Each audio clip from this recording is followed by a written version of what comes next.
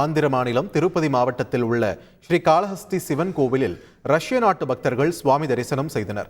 ஸ்ரீ காளஹஸ்தி சிவன் கோவிலுக்கு நாள்தோறும் ஆயிரக்கணக்கான பக்தர்கள் சுவாமி தரிசனம் செய்ய வருவதோடு கோவிலில் நடக்கும் ராகு கேது சர்ப்பண தோஷ நிவாரண பூஜையில் ஈடுபடுவது வழக்கம். அதன்படி ரஷ்ய நாட்டு பக்தர்கள் கோவிலில் நடந்த ராகு கேது சர்ப்பதோஷ பூஜையில் கலந்து கொண்டனர்.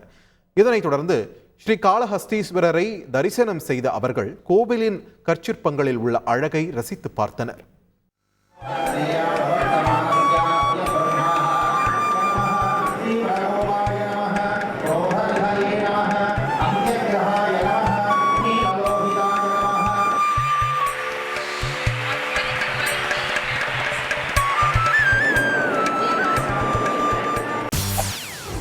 செய்திகளை உடனுக்குடன் தெரிந்து கொள்ள உடனே சப்ஸ்கிரைப் பண்ணுங்க.